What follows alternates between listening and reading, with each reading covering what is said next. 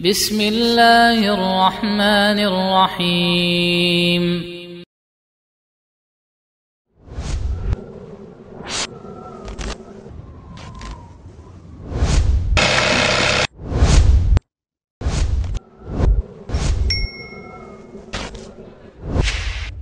Makhtab, when Syar'i meets style.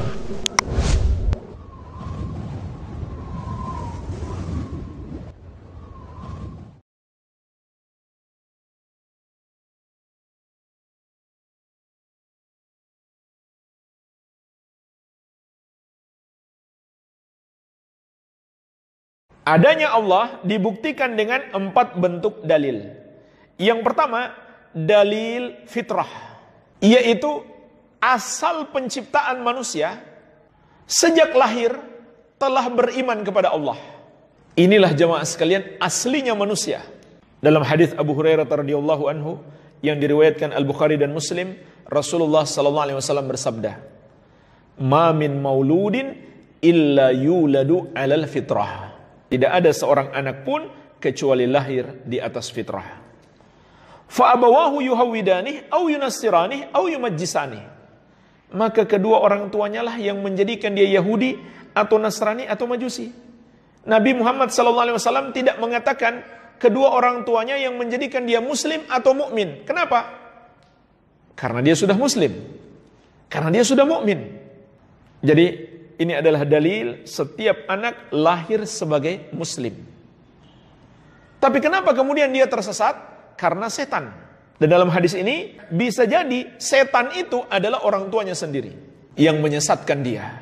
Dan dalam hadis riwayat Muslim, dalam hadis qudsi, Nabi SAW mengatakan, Allah Azza wa Jalla berfirman, Inni khalaqtu ibadi hunafa'a kullahum wa innahum atathumus syayatin wajtalathum an dinihim.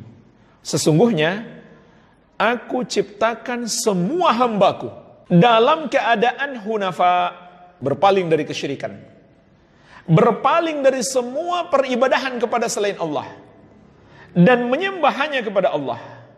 Itu makna hunafa. Kata Allah dalam hadis qudsi, aku ciptakan semua hamba-hambaku hunafa. Walaupun orang tuanya kafir, dia lahir dari keluarga Nasrani. Ketika anak itu lahir, dia dalam keadaan hanif, dalam keadaan beriman kepada Allah. Tapi kemudian kata Allah, setan mendatangi mereka dan menyesatkan mereka dari agama. Baik, jadi jemaah sekalian, ini bentuk dalil yang pertama yang menunjukkan adanya Allah, fitrah manusia. Yang kedua, dalil akal sehat. Maka orang yang punya akal sehat, pasti dia mengimani adanya Allah. Kalau dia berpikir dengan akal sehat. Sebagai contoh, ketika dia melihat berbagai ciptaan Allah di muka bumi ini, langit dan bumi, dan seluruh makhluk yang ada di dalamnya, maka akal sehat pasti mengimani langit dan bumi ini tidak mungkin terjadi dengan sendirinya. Tidak mungkin dia menciptakan dirinya sendiri. Karena dia sebelumnya adalah sesuatu yang tidak ada. Maka pasti ada yang menciptakannya. Andai ada orang mengatakan kepada kita, masjid ini dulunya nggak ada, tiba-tiba saja muncul, maka kita katakan nggak masuk akal. Apalagi langit dan bumi dan segenap makhluk yang ada di dalamnya. Matahari, bulan dan bintang, berbagai macam tanaman, berbagai macam hewan-hewan. Itu enggak mungkin ada dengan sendirinya tanpa ada yang menciptakan. Pastilah ada sang pencipta yang menciptakannya. Dan Allah tabaraka wa ta'ala juga mengajak manusia berfikir menggunakan akal sehat ini dengan mengajak manusia memikirkan penciptaan makhluk, penciptaan hamba. Di antaranya dalam surat At-Tur ayat ke-35. Kata Allah, Am khuliqu min ghairi syai'in am humul khaliqun? Apakah mereka tercipta tanpa ada yang menciptakan? Ataukah mereka yang menciptakan diri mereka sendiri? Ini ajakan Allah untuk berfikir. Tidak mungkin makhluk itu ada tanpa ada pencipta. Dan lebih tidak mungkin lagi mereka bisa menciptakan dirinya sendiri. Sebab sebelumnya dia adalah sesuatu yang tidak ada. Am khalaqus samawati wal ard bal la yuqinun. Apakah mereka yang menciptakan langit dan bumi? Bahkan mereka tidak yakin. Am indahum khazainu rabbika am humul musaitirun. Apakah mereka yang memiliki perbendaharaan Rabbmu ataukah mereka yang mengaturnya? Surat Tur ayat 35 sampai 37. Jadi jemaah sekalian, ini ayat-ayat untuk mengajak kita berpikir akan adanya Sang Pencipta. Maka sahabat yang mulia Jubair bin Mut'im radhiyallahu anhu, ketika beliau mendengarkan ayat ini, dan saat itu beliau masih kafir, apa kata beliau? Kada qalbi ayyatir wa dzalika awwalu ma waqara al-iman fi qalbi. Hampir-hampir hatiku terbang. Maksudnya beliau tidak bisa menguasai perasaannya. Dan itulah awal bersemayamnya iman di dalam hatiku. Jadi ketika mereka diajak berpikir, maka mereka pun tergugah keimanannya. Baik. Jadi ini dalil yang kedua, dalil akal sehat. Kemudian yang ketiga, dalil panca indera. Dalil yang menunjukkan adanya Allah adalah dalil panca indera. Dalil panca indera yang membuktikan adanya Allah dari dua sisi. Yang pertama adalah kita bisa mendengarkan dan menyaksikan, bahkan merasakan sendiri adanya pengabulan doa. Baik kita berdoa atau sahabat kita berdoa, orang lain berdoa, kita saksikan, kita dengarkan doanya dikabulkan. Maka itu adalah dalil panca indera. Allah mengabulkan doa. Kita berdoa kepadanya dan dia mengabulkan doa-doa kita. Ini sisi yang pertama. Kemudian sisi yang kedua, kita mendengarkan dan juga masih ada yang bisa kita saksikan mukjizat para nabi dan karomah para wali. Yaitu para nabi diberikan mukjizat yang luar biasa, di luar batas kewajaran manusia. Maka tidak mungkin itu kemampuan dia, itu pasti datang dari Allah. Rasulullah SAW membelah bulan menjadi dua.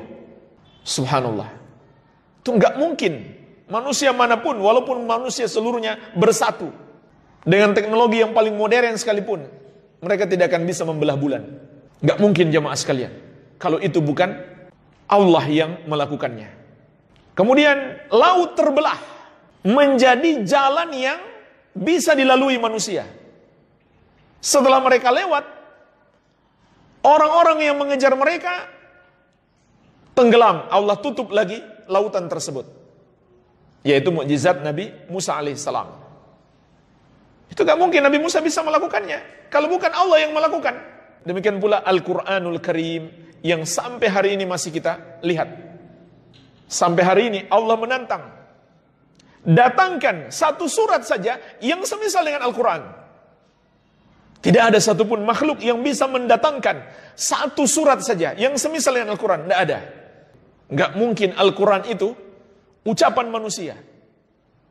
Pasti ucapan Allah. Buktinya apa? Tidak ada sampai hari ini satupun yang bisa membuat satu surat semisal Al-Quran. Atau satu ayat saja. Nggak usah satu surat. Itu bukti adanya Allah, karena ada kalamullah. Begitu pula karomah para wali, seperti kisah-kisah karomah sahabat tabi'in. Ya, ini Allah berikan sesuatu yang luar biasa, nggak mungkin kemampuan dia. Itu pasti Allah yang berbuat. Jadi ini bukti panca indera akan adanya Allah Azza wa Jalla. Kemudian yang keempat, dalil syar'i. Apakah syariat untuk umat-umat terdahulu atau syariat untuk kita, yaitu Al-Quran dan Sunnah. Semua mengajarkan akan adanya Allah dan dialah yang wajib disembah, serta melarang kita menyembah kepada selainnya. Ini sudah jelas, nggak perlu diperinci lagi. Seluruh para nabi dan semua syariat yang diturunkan kepada mereka mengajarkan adanya Allah dan mengajarkan kewajiban menyembahnya serta melarang kita menyembah kepada selainnya. Di antaranya di surat An-Nahl ayat ke-36 Allah mengabarkan walaqad ba'atsna fi kulli ummatir rasula an ibudullaha wajtanibut tagut, dan sungguh kami telah mengutus pada setiap umat itu seorang rasul. Setiap rasul menyerukan, wahai kaumku, sembahlah Allah dan jauhilah tagut, semua yang disembah selain Allah. Inilah jemaah sekalian 4 bentuk dalil yang menunjukkan adanya Allah Azza wa Jalla.